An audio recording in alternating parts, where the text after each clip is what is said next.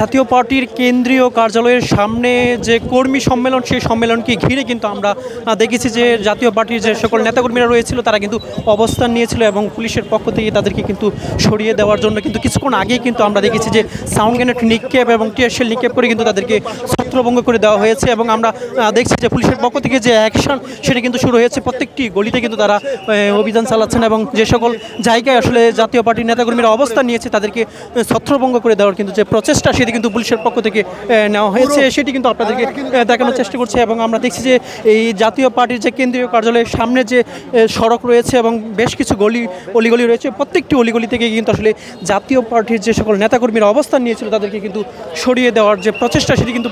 পুলিশের পক্ষ থেকে কিন্তু নেওয়া হয়েছে। এবং আমরা দেখছি এক ধরনের রণক্ষেত্রে কিন্তু পরিণত হয়েছে জাতীয় পার্টির যে কেন্দ্রীয় কার্যালয় রয়েছে ঠিক তার সামনে। এবং আমরা দেখছি জলকামান সহ কিন্তু যে সকল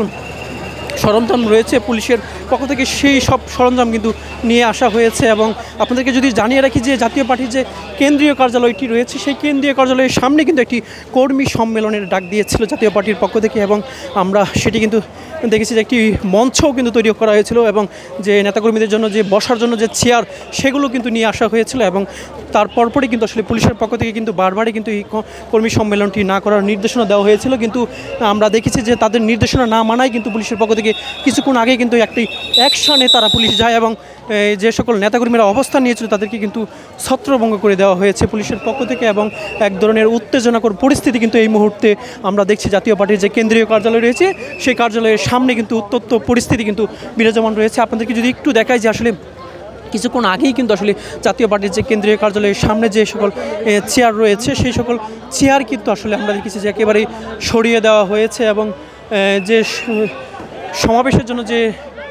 মঞ্চ তৈরি করা হয়েছিল সেই মঞ্চও কিন্তু একেবারে গুড়িয়ে দেওয়া হয়েছে। সব মিলিয়ে কিন্তু এক ধরনের উত্তেজনাকর যে পরিস্থিতি সেটি কিন্তু এখনও কিন্তু বিরাজমান রয়েছে জাতীয় পার্টির কেন্দ্রীয় কার্যালয়ের সামনে। এর আগেও কিন্তু আমরা দেখেছি যে দফায় দফায় কিন্তু জাতীয় পার্টির কেন্দ্রীয় কার্যালয়ের সামনে যে সংঘর্ষের ঘটনা সেটি কিন্তু ঘটেছিল। আজকেও কিন্তু আমরা সেটি দেখেছি যে জাতীয় পার্টির যে কর্মী সম্মেলন সেই সম্মেলনকে ঘিরে কিন্তু পুলিশের পক্ষ থেকে আগে থেকেই বলা হয়েছিল যাতে এখানে কোনো সভা সমাবেশ না করে, কিন্তু আমরা দেখেছি যে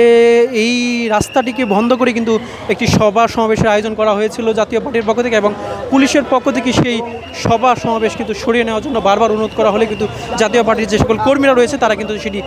মানেন নাই। তার পরবর্তীতে কিন্তু আমরা দেখেছি কিছুক্ষণ আগে কিন্তু পুলিশের পক্ষ থেকে যে সাউন্ড গ্রেনেড নিক্ষেপ করে কিন্তু যে সকল নেতাকর্মী রয়েছে তাদেরকে সরিয়ে দেওয়ার যে প্রচেষ্টা সেটি কিন্তু এখন অব্যাহত রয়েছে। আমরা দেখছি যে প্রত্যেকটি অলিগলিতে যে গলির সড়ক রয়েছে প্রত্যেকটি সড়ক কিন্তু তারা এই মুহূর্তে আমরা দেখছি যে পুলিশের পক্ষ থেকে কিন্তু অভিযান পরিচালনা করা হচ্ছে যাতে যে সকল নেতাকর্মী রয়েছে তাদেরকে সরিয়ে দেওয়ার যে প্রচেষ্টা সেটি কিন্তু পুলিশের পক্ষ থেকে কিন্তু চালানো হচ্ছে।